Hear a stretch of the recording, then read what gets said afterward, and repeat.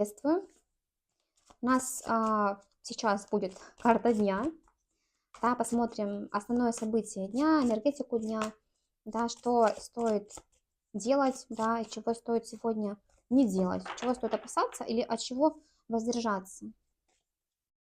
Карта мир.